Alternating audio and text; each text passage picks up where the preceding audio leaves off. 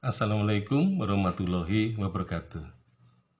Jadi bacaan Purwokerto ini dengan ejaan OE tadi ya, ini rupanya masih berlangsung sampai tahun 1941. Jadi ketika Suryo Winarso menerbitkan naskah ya, Babat Ambal di Purwokerto tahun 1941, ini memang kota di tempat percetakan Logawa itu masih menyebut nama Purwokerto. Jadi nama ini sampai tahun 1941 masih ya dengan ejaan OE ya, Purwokerto. Nah, ejaan itu menunjukkan bahwa Purwokerto ini menggambarkan juga di dalam penulisan teks Babat Ambal menggunakan ejaan yang serupa. Nah, perlu diketahui bahwa Babat Ambal itu adalah babat yang bercerita mengenai keberadaan Kabupaten Ambal ya, yang oleh Belanda ditetapkan sebagai kabupaten untuk hadiah bagi tokoh yang disebut dengan Temenggung Purbanegara.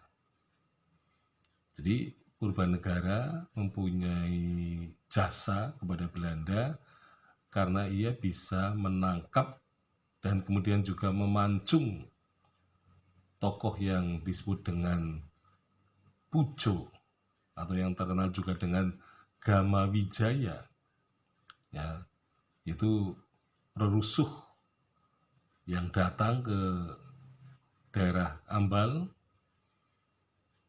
yang kemudian bisa ditangkap dan dibunuh olehnya sehingga ia memperoleh gelar nama Temenggung Purbanegara dan menjadi Bupati Ambal sejak tahun 1827. Jadi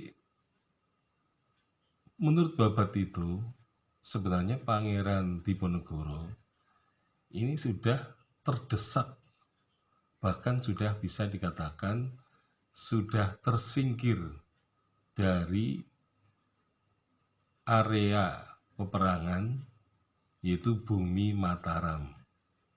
Jadi artinya Pangeran Diponegoro bukan lagi terletak di Bumi Mataram, yaitu di sekitar Jogja, tapi sudah tergeser sampai ke daerah Bagelen. Bahkan pada saat itu, tahun 1927, Pangeran Diponegoro sudah memasuki daerah Bagelen dan nanti lama-kelamaan akan terdesak lagi ke hutan-hutan Banyumas. Jadi oleh karena itu sebenarnya nanti Babat Banyumas maupun Babat Banyumas khususnya Patih Wiryatmaja dan Babat Pasir yang ditulis tahun 1894 mengatakan bahwa Perang Diponegoro itu sebenarnya sudah berakhir pada akhir tahun 1829. Artinya memang Pangeran Diponegoro ini sudah terdesak masuk ke hutan-hutan di wilayah Banyumas. Nah, jadi di situ ada cerita sejarah mengenai keluarga